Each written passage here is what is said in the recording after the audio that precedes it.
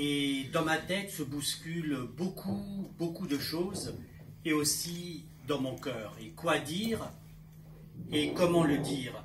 Comment résumer et parler des 18 ans de présence des Fils de la Charité dans cette chère cité Saint-Pierre, à Lourdes, auprès de Marie et de Bernadette. Hervé a rappelé tout à l'heure les fils qui ont donné du temps à la cité Saint-Pierre, certains beaucoup, d'autres moins, et je pense qu'on en a oublié un, je pense, c'est Michel Martin. Michel Martin était rentré de Cuba et de la Colombie, où il avait passé de très nombreuses années, et il est venu passer quelques années ici à la cité Saint-Pierre. Et sur le nombre donc des fils qui sont passés, comme disait Hervé tout à l'heure, eh bien 3 sont proches de nous aujourd'hui, mais d'une autre manière, puisqu'ils sont au ciel. C'est Michel Amiot, Pierre d'Herbomez et Michel Martin. 18 ans de présence et de mission, je dirais, le temps accompli. De la culpabilité en quittant la cité, non. De la souffrance, oui, certainement. De l'espérance, oui, beaucoup.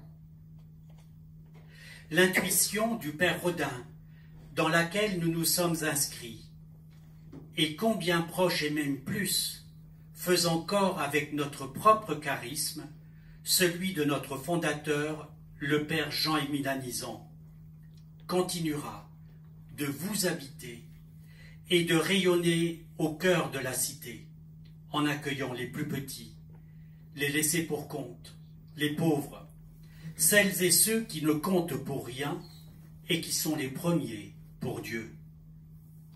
Elles et ils sont et doivent rester les vraies perles précieuses de notre Église et dans notre société. Le pape François ne cesse de nous le redire. 18 ans de présence. Au début, je vous disais que ce n'est pas sans émotion que je vous adresse ces paroles, parce que c'est moi qui suis venu installer avec à l'époque Robert Jourfier, le supérieur des fils. C'est moi qui suis venu ici, il y a 18 ans, en cette période, installer les premiers fils de la charité. C'était à la rentrée, en 2003. Michel Amiot était venu rejoindre la cité durant l'été, rejoint ensuite par Pierre d'Herbomez. Jean-Claude Lebrun, qui était le directeur de la cité à cette époque, avait demandé la présence d'une communauté de fils de la charité. Il nous connaissait, cela faisait des années que nous venions faire des animations durant l'été, et qui ne se souvient pas de ces veillées au Cairn-Haut. Tout s'est mis en place avec Bernard Thibault, Pierre Léveneux, le président national de l'époque et l'aumônier national. Bien sûr, comment ne pas penser à eux en ce moment et encore les remercier pour la confiance qu'ils nous ont fait. Et nous avons commencé à vivre notre mission soutenue et encouragée par vous tous, salariés et bénévoles. Au fur et à mesure des années, nous avons découvert le message de Lourdes, les écrits de Bernadette, son portrait intime. Nous avons accompagné tant et tant de pèlerins venus chercher la consolation, du sens pour leur vie, venus se reposer dans ce bel espace de la cité Saint-Pierre. Nous nous sommes inscrits dans la mission du Secours catholique avec notre propre charisme. Vous pouvez mesurer mon ressenti et plus encore lorsqu'après Pâques dernier, alors que je téléphonais à Jean pour préparer la rentrée de septembre, il m'annonçait qu'il quittait la cité Saint-Pierre et les Fils de la Charité. Au départ de Darius, les responsables de la congrégation avaient demandé à un autre fils du continent africain de venir rejoindre Jean. Cela n'a pas pu se faire à cause de la Covid et le refus du consulat français à Kinshasa de lui donner un visa pour venir en France. N'ayant pas de fils pouvant succéder à Jean, nous avons pris la décision de ne pas renouveler notre contrat qui se termine demain, le 31 août. Les débuts de notre présence à la Cité n'ont pas été faciles, puisque Michel Amiot, à peine venu à la Cité, a déclaré rapidement un cancer. Le 14 février 2004, je suis venu donner le sacrement des malades à Michel, entouré de salariés et des bénévoles à la chapelle Sainte-Bernadette. Il faisait très froid et il a fallu chauffer fort la chapelle. Le 20 février, Michel est décédé à l'hôpital de Lourdes, entouré de Monique, sa sœur, de Pierre d'Herbomez et de Caroline, qui à l'époque travaillait ici comme animatrice à la Cité Saint-Pierre. Et je suis revenu à la Cité pour célébrer ses funérailles devant la grande fresse où nous avons célébré l'Eucharistie tout à l'heure. Durant les mois qui ont suivi, je suis venu épauler Pierre et vivre la mission, diverses animations, découvrir et accompagner des voyages de l'espérance. Que du bonheur.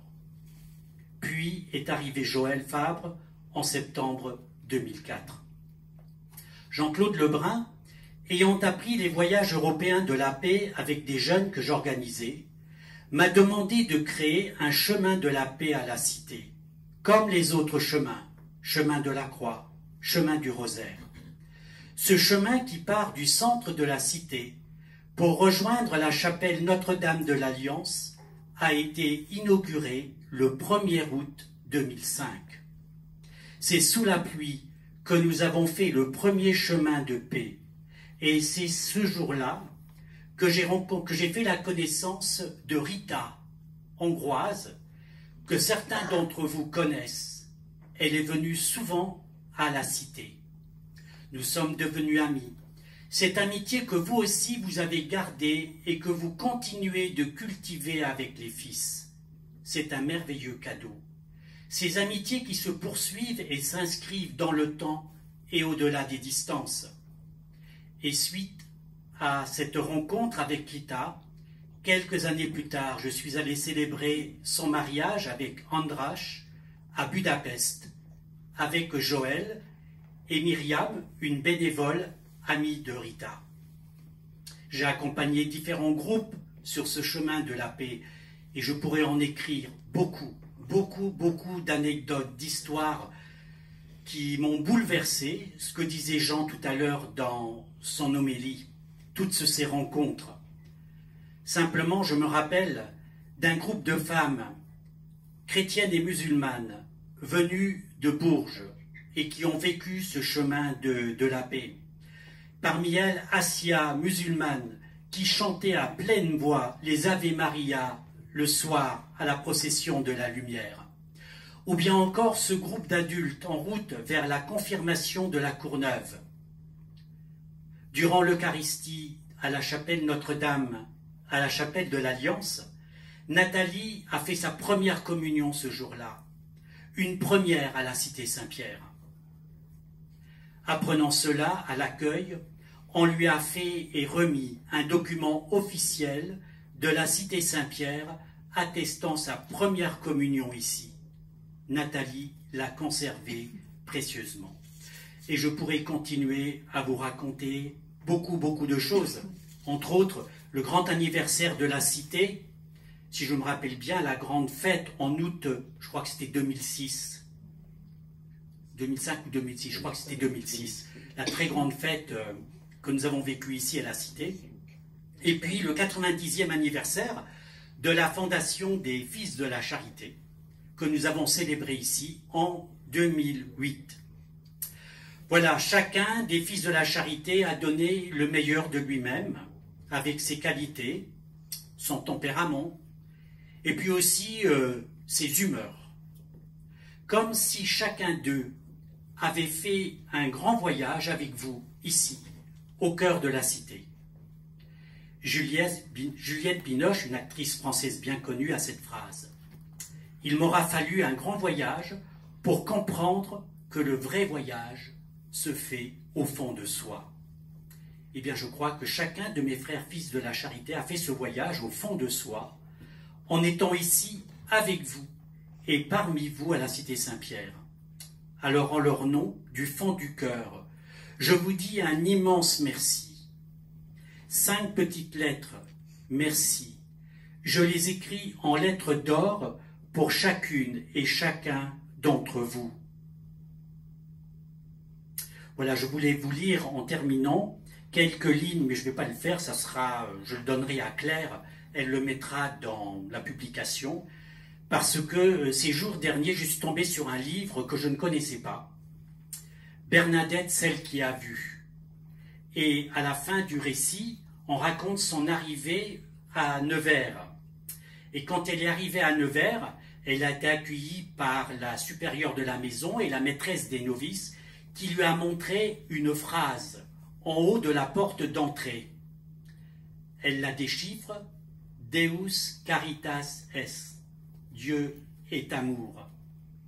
Déjà à Lourdes, Bernadette a mesuré l'exigence de cette vertu et veut la vivre toute la vie qui lui sera donnée, car celui qui demeure dans l'amour demeure en Dieu et Dieu en lui. Simplement vous dire et vous souhaiter que la Cité Saint-Pierre continue de répondre aux défis de l'amour. La charité n'a pas d'heure. Ces mots de Monseigneur Rodin sont plus qu'un programme, c'est une mission pour toutes celles et ceux qui viennent servir comme salariés et bénévoles. Créativité, inventivité pour toujours mieux répondre aux besoins des petits, des pauvres du peuple. Le Père Anisant nous écrivait « Nous ne sommes pas assez inventifs. Et quelle belle initiative cette année, cette nouveauté, le parcours Bernadette frappe à ta porte. » Les fils de la charité quittent la Cité Saint-Pierre, Lourdes, la grotte, avec tristesse. Nous reviendrons comme pèlerins, c'est sûr, avec d'autres, comme en juillet dernier, des jeunes sont venus ici avec des fils de la charité. Et j'ai déjà des petites idées qui vont dans ce sens. À la communauté religieuse qui viendra nous succéder, voilà, on va prendre le temps, me disait Hervé, eh bien je les remercie d'avance de tout cœur et leur souhaite une belle et fructueuse mission au cœur de la Cité Saint-Pierre. Pour terminer, je voudrais vous citer une phrase que j'aime beaucoup de Christian Bobin, un écrivain, poète, qui écrit « Le cœur de ceux que nous aimons est notre vraie demeure. Vous l'êtes, chacune et chacun d'entre vous, pour nous.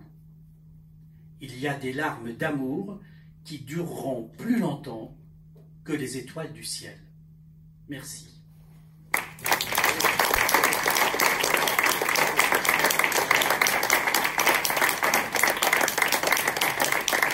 Donc, Jean à venir et Roger. Il est où, Roger?